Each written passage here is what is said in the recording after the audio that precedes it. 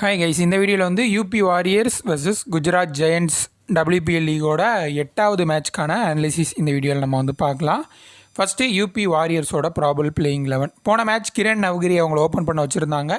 போன WPL season யூஸ்வலாக அவங்க வந்து ரொம்ப கீழே ஃபினிஷிங் ரோல் அந்த மாதிரி ரேஞ்சில் ஆடக்கூடிய ஒரு பேட்டர் தான். ஸோ மேலே அனுப்புனதுக்கப்புறம் ஒரு நல்ல இன்னிங்ஸ் நம்ம பார்த்தோம், ஒரு சூப்பரான ஒரு இன்னிங்ஸ். நம்ம நிறைய வீடியோவில் இவங்களை பற்றி டிஸ்கஸ் பண்ணியிருக்கோம். ஹார்ட் ஹிட்டிங், லாங் சிக்ஸஸ் அடிக்கக்கூடிய எபிலிட்டி இருக்கக்கூடிய ஒரு பேட்ரு இவங்க. ஆனால் வந்து கன்சிஸ்டண்ட்டாக ரன்ஸ் வந்து அடிக்க மாட்டாங்க. என்றைக்காவது ஒரு மேட்ச் 2 மேட்ச் அந்த மாதிரி தான் வந்து பெர்ஃபார்ம் பண்ணுவாங்க. ஓப்பனராக வர்றதுனால கொஞ்சம் ரன்ஸ் அடிக்கிறதுக்கு வாய்ப்பு இருக்குது. ஆனால் இவங்களை டீமில் எடுக்கலாமா அப்படின்னு கேட்டிங்கன்னா 30% மட்டும் ஒரு ஆப்ஷனாக வச்சுக்கோங்க அப்படிங்கிறத சொல்லுவேன்.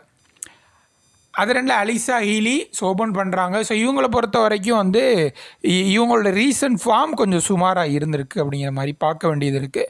ஸோ அதனால் வந்து இவங்களையும் கொஞ்சம் கன்சிடரபிள் ஆப்ஷனாக வச்சுக்கோங்க. ட்ராப் பண்ணுறதா இருந்தாலும் நிறைய டீம் போகிற இடத்துல ட்ராப் பண்ணிக்கலாம்.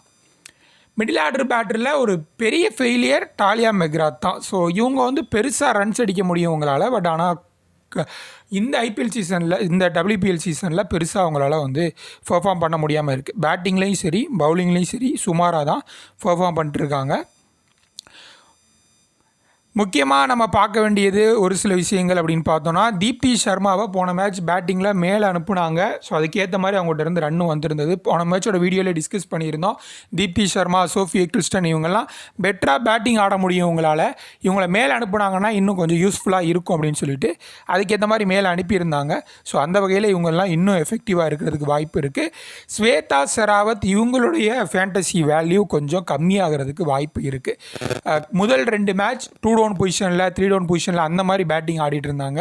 கன்சிஸ்டண்ட்டாக 2 மேட்ச் நல்லா பெர்ஃபார்ம் பண்ணியிருந்தாங்க.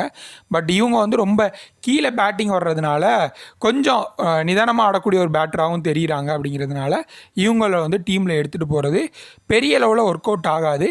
ஆனால் கிராண்ட் லீக்கில் நிறைய டீம் போடுற இடத்துல ஒரு 2 டீம் 10 டீம் போட்டிங்கன்னா ஒரு 2 டீமில் ட்ரை பண்ணி பாருங்கள். மற்றபடி ஸ்பின்னர் சோஃபி எக்கிள்ஸ்டன்லாம் இம்பார்ட்டண்ட். அதுக்கப்புறம் வேறு யார் டிஸ்கஸ் பண்ணோம், அஞ்சலி சர்வானி கன்சிடரபிள் ஆப்ஷன். அதே போல் ராஜேஸ்வரி ஹைக்வாட் அவங்களும் வந்து ரெகுலராக விக்கெட் எடுக்கிறாங்க அப்படிங்கிற மாதிரி பார்க்கலாம். ஓகே, டெத் ஓவர் பவுலர்ஸ் அப்படின்னு பார்க்கும்பொழுது சோஃபி எக்கிள்ஸ்டன், தீப்தி சர்மா இவங்கெல்லாம் தான் வந்து ஒரு டெத் ஓவர் ஆப்ஷனாக இருப்பாங்க. தேவைப்பட்ட அஞ்சலி சர்வானி போடுறதுக்கும் வாய்ப்பு இருக்குது. சோஃபி எக்கிள்ஸ்டன் ஒரு 2ல் கண்டிப்பாக வந்து டெத் ஓவர்ஸ் போடுவாங்க. அது 2ல் போடுற பவுலர்ஸ் அன்னைக்கு பெர்ஃபார்மன்ஸை வச்சு கூட மாறுறதுக்கு ஒரு வாய்ப்பு இருக்குது அப்படிங்கிற மாதிரி பார்க்கலாம். ட்ரம்ப் கார்ட் பிக் அப்படின்னு பார்க்கும்பொழுது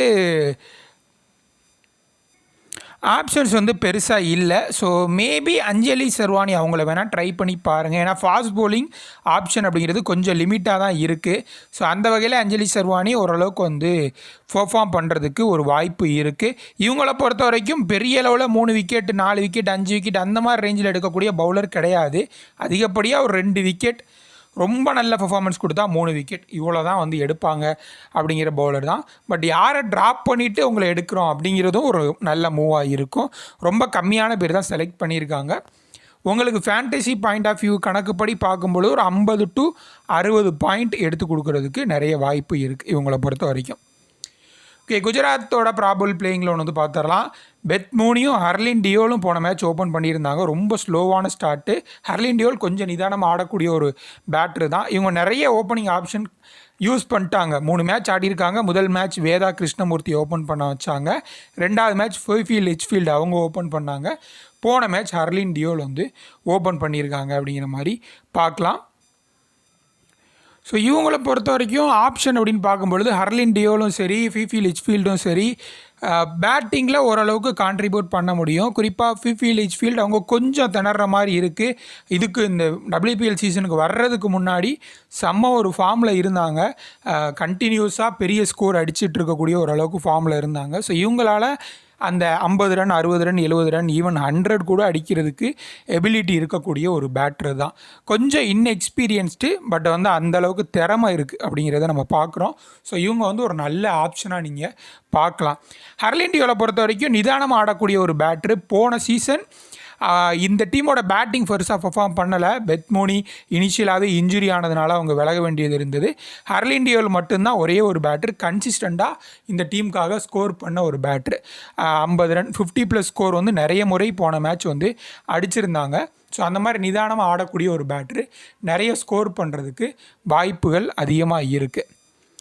வேதா கிருஷ்ணமூர்த்தி, டயாலன் ஹேமலதா இவங்களெல்லாம் நீங்கள் கிராண்ட் லீக்கில் ட்ரை பண்ணி பாருங்கள். நிறைய ஆஸ்திரேலியன் பிளேயர்ஸுக்கு இந்த WPL சீசன் இது வரைக்கும் சுமாராக தான் இருந்திருக்கு. அந்த லிஸ்ட்டில் ஆஸ் கார்னரையும் நீங்கள் சேர்த்துக்கலாம். ஆஸ்திரேலியா டீமுக்கு ஆடும்பொழுது ஸ்ட்ரெயிட்டாகவே ஒரு கேப்டன் வைஸ் கேப்டன் சாய்ஸுக்கு நீங்கள் கண்டிப்பாக கன்சிடர் பண்ணக்கூடிய ஒரு பிளேயர் தான் அப்படிங்கிற மாதிரி இருப்பாங்க. பட் அந்தளவுக்கு ஒரு பர்ஃபார்மன்ஸ் இந்த இதில் வரலை. கேத்ரின் பிரைஸை பொறுத்த வரைக்கும் 2 சைடும் பாயிண்ட் எடுத்து கொடுப்பாங்க அப்படிங்கிறத நம்ம பார்க்குறோம். அதே போல் தனுஜா கன்வார் இவங்க வந்து நிறைய வந்து விக்கெட்ஸ் வந்து எடுக்கிறாங்க. ஒரு நல்ல பிக்காக நம்ம பார்க்கலாம். ஓகே, இந்த டீமை பொறுத்த வரைக்கும் டெத் ஓவர் பவுலர்ஸ் அப்படின்னு பார்க்கும்பொழுது ஆஸ் கார்னர் கண்டிப்பாக டெத் ஓவர்ஸில் போடுவாங்க. அதே போல் லீ டகுகு ஒரே ஒரு நல்ல fast bowling, quality fast bowling option அப்படிங்கிற மாதிரி இருக்காங்க. ஓகே, ட்ரம்ப் கார்ட் பிக் அப்படின்னு பார்க்கும்பொழுது ஹர்லின் டியோல் அண்ட் ஸ்னே ராணா இவங்க 2 பேரும் ஒரு நல்ல பிக்காக பார்க்கலாம். ஹர்லின் டியோல் ஒரு 30 to 40% அந்த ரேஞ்சில் தான் எடுத்திருக்காங்க. ஸ்னே ராணாவை சுத்தமாகவே எடுக்கலை. ஸோ ஸ்னே ராணாவும் வந்து ஓரளவுக்கு அவங்களால பர்ஃபார்மன்ஸ் கொடுக்க முடியும். விக்கெட்ஸ் வந்து 1 விக்கெட் 2 விக்கெட் அந்த மாதிரி எடுக்க முடியும். பேட்டிங்கில் இது வரைக்கும் பெருசாக பர்ஃபார்ம் பண்ணல. ஒரு 30 ரன் ரேஞ்சில் அடிக்கக்கூடிய ஒரு பேட்டர் தான் இவங்களும் அப்படிங்கிற மாதிரி பார்க்கலாம். ஓகே, இந்த மேட்சை பொறுத்த வரைக்கும் கேப்டன் வைஸ் கேப்டன் சாய்ஸுக்கு கிராஸ் ஹாரிஸ் கண்டிப்பாக ஒரு நல்ல ஆப்ஷன். ஓவர் போடுறதுக்கான வாய்ப்பும் இந்த மேட்ச் நிறையவே இருக்குது. அப்படிங்கிற பொழுது கண்டிப்பாக எடுக்கலாம். அஸ் அ பேட்டராக சாலிடாக அவங்க வந்து ஒரு 30 ரன் to 40 ரன் அந்த ரேஞ்சில் வந்து கண்டிப்பாக இவங்களால் அடிக்க முடியும் அப்படிங்கிறத நம்ம நிறைய முறை பார்த்துருக்கோம். பவுலிங் அப்படின்னு வரும்பொழுது நல்லாவே பர்ஃபார்ம் பண்ணுறாங்க, விக்கெட் வந்து எடுத்து கொடுக்குறாங்க. Other Ranil as corner, dahlia McGrath இவங்கெல்லாம் பெருசாக அந்தளவுக்கு இது வரைக்கும் பர்ஃபார்மன்ஸ் வைஸ் வரலை அப்படின்னாலுமே கூட இவங்களால பெரிய லெவலில் ஸ்கோர்ஸ் வந்து அடிக்க முடியும். ஈவன் நம்ம அந்த ட்ரீம் பாயிண்ட் அப்படின்னு எதிர்பார்ப்போம் இல்லையா, ஒரு 100 to 120 ரேஞ்சில் ஒரு பாயிண்ட் எதிர்பார்ப்போம் இல்லையா, அந்தளவுக்கு பாயிண்ட்டு இந்த 2 பேரால் எடுத்து கொடுக்க முடியும் அப்படிங்கிறது நம்ம எல்லாருக்குமே தெரியும். ஸோ அந்த வகையில் இவங்க 2 பேரும் நல்ல ஆப்ஷனாக நம்ம வந்து பார்க்கலாம். 4 மெம்பர் அதுக்கப்புறம் மினிஜிஎல் கான்டெஸ்ட் இந்த மாதிரிலாம் ப்ளே பண்ணுறவங்க பெத் மூனியை ட்ரை பண்ணி பாருங்கள். இவங்க வந்து பெரிய ஸ்கோர் அடிக்கிறதுக்கு எபிலிட்டி இருக்குது. தீப்தி சர்மா நம்ம முன்னாடி சொன்ன காரணம் தான் பேட்டிங்கில் கொஞ்சம் மேலே அனுப்பும் பொழுது இவங்க கண்டிப்பாக இவங்களுடைய ஃபேண்டசி வேல்யூ வந்து அதிகமாக தான் இருக்கும். ரன்ஸ் வைஸ் ஒரு 20 to 25 ரன் அடிக்க முடியும். பவுலிங்லேயும் 2-3 விக்கெட் வந்து எடுப்பாங்க அப்படிங்கிற மாதிரி நம்ம வந்து பார்க்கலாம். சோஃபி எக்கிள்ஸ்டன் இவங்களுக்கும் அந்தளவுக்கு எதிர்பார்த்த அளவு ஃபார்ம் இல்லை. இனிஷியலாக ஒரு T20 மேட்ச், ODI மேட்ச் அந்த மாதிரிலாம் ஆடும்பொழுது குறைஞ்சபட்சம் ஒரு 3 விக்கெட்டாவது எடுத்துருவாங்க. ஸோ இவங்க வந்து இது வரைக்கும் அந்த மாதிரி ஒரு பர்ஃபார்மன்ஸ் கொடுக்குறதில்ல. எல்லா மேட்சும் 1 விக்கெட் எடுக்கிறாங்க. பேட்டிங்கில் கொஞ்சம் கீழே வர்றதுனால கொஞ்சம் ரிஸ்க்கான ஆப்ஷனாக இருக்குது. பட் வந்து மினிஜிஎல் அந்த மாதிரிலாம் விளையாடும்பொழுது கண்டிப்பாக நீங்கள் கேப்டனாக கூட ட்ரை பண்ணி பார்க்கலாம். இந்த மேட்ச் வந்து பெங்களூர் சின்னசாமி ஸ்டேடியமில் தான் நடக்குது. கண்டினியூஸாக நிறைய மேட்சஸ் வந்து நடக்குது. கொஞ்சம் ஸ்லோவாகிறதுக்கு வாய்ப்பு இருக்குது. அது மற்றபடி நல்ல ஒரு பேட்டிங் விக்கெட் தான். சூப்பராக வந்து ரன்ஸ் வரும், அதில் எந்த டவுட்டும் கிடையாது. இனிஷியலாக அந்த ஒரு 3-4 ஓவர் எல்லா மேட்சுமே அந்த இனிஷியல் ஸ்விங்கு வந்து கொஞ்சம் பார்க்குறோம் எல்லா மேட்சுமே. ஸோ அது மாதிரி இருக்கும் அப்படிங்கிற மாதிரி தான் கணிப்பாக இருக்குது. ஓகே, டீம் வந்து பார்த்துடலாம். டீம் பார்க்குறதுக்கு முன்னாடி நம்மளுடைய டெலிகிராம் சேனலில் ஜாயின் பண்ணாதவங்க ஜாயின் பண்ணிக்கோங்க. Final small league team, pitch report இந்த மாதிரியான விஷயங்கள் டாஸ் போட்டதுக்கப்புறம் நான் உங்களுக்கு அங்கே இன்ஃபார்ம் பண்ணிடுவேன். லிங்க் ஜாயின் பண்ணுறதுக்கான லிங்க்கும் இந்த வீடியோக்கு நான் கொடுக்குறேன் டிஸ்கிரிப்ஷனில். ஓகே, ஸ்மால் லீக்கான டீமை எந்தவித பெரிய ரிஸ்க்கும் எடுக்கலை. ஸ்ட்ரெயிட்டாகவே வந்து விக்கெட் கீப்பிங்கில் வந்து அலிசா ஹேலி, பெத் மூனி அப்படிங்கிற மாதிரி எடுத்திருக்கேன். கிராஸ் ஹாரிஸ் பேட்டர்ஸ் லிஸ்ட்டில் ஹெர்லின் டியோல், ஃபிஃபி லிச்ஃபீல்டு அப்படிங்கிற மாதிரி போயிருக்கேன். ஆல்ரவுண்டர் பொறுத்த வரைக்கும் கேத்ரின் பிரைஸ் போன மேட்ச் ஃபெயிலியர் ஆகியிருந்தாலும் 2 சைடு பாயிண்ட் எடுத்து கொடுப்பாங்க, நல்ல ஃபார்மில் இருக்கக்கூடிய ஒரு பிளேயர் தான் அப்படிங்கிறத கன்சிடர் பண்ணி அவங்களையும் என்னுடைய டீமில் இன்க்ளூட் பண்ணியிருக்கேன்.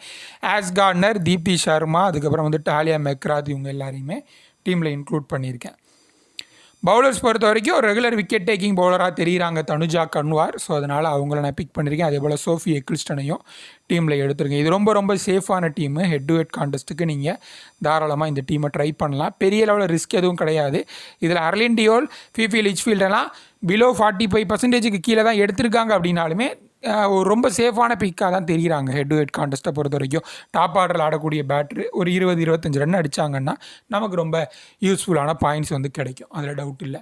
கேப்டன் வைஸ் கேப்டன் கிராஸ் ஹாரிஸும் ஆஸ் கார்னரையும் போட்டிருக்கேன். அதுக்கு முக்கியமான காரணம் டாலியா மெக்ராத் பெருசாக பர்ஃபார்ம் பண்ணலை.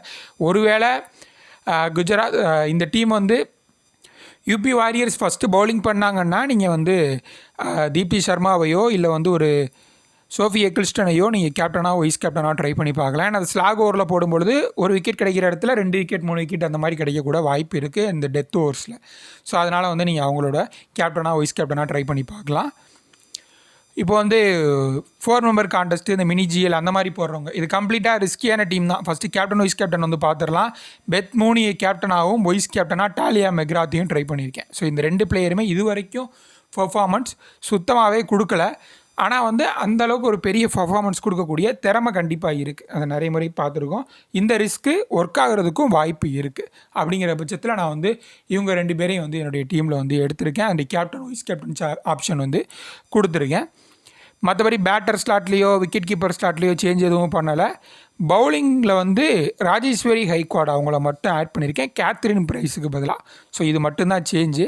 அண்டு கேப்டன் வைஸ் கேப்டனில் சேஞ்ச் பண்ணியிருக்கேன். இது ரிஸ்க்கு தான் கம்ப்ளீட்டாக. எப்படி சொல்கிறேன்னா உங்களுக்கு வந்து பெத் மூனியை கேப்டனாக போடும்பொழுதே கண்டிப்பாக ரிஸ்கியான ஆப்ஷன் தான். ஏன்னா இந்த WPL பொறுத்த வரைக்கும் 90% டீம் வந்து ஒரு ஆல்ரவுண்டரை தான் கேப்டனாகவோ வைஸ் கேப்டனாகவோ போட்டு வருவாங்க. பெத் மூனிட்ட இருந்து ஒரு 60 ரன் 70 ரன் அந்த மாதிரி ஒரு பர்ஃபார்மன்ஸ் நம்ம பார்த்துட்டோம் அப்படின்னா இந்த டீம் ஸ்ட்ரைட்டாகவே வின் பண்ணுறதுக்கு ஒரு வாய்ப்பு அதிகமாகவே இருக்குது. பெத் மூனியும் கண்டினியூஸாக ஃபெயில் ஆகக்கூடிய ஒரு பேட்டர் கிடையாது. ஸோ அது ஒரு நம்பிக்கையில் இந்த டீமை கொடுக்குறேன். ஒரு ரிஸ்க்கு தான், பட் கிளிக் ஆனிச்சுன்னா ஈஸியாக வின் பண்ணலாம். ட்ரை பண்ணி பாருங்கள். இதில் ஏதாவது சேஞ்ச் இருந்துச்சு அப்படின்னா உங்களுக்கு நான் டெலிகிராம் சேனலில் இன்ஃபார்ம் பண்ணுறேன். ஜாயின் பண்ணிக்கோங்க. நன்றி.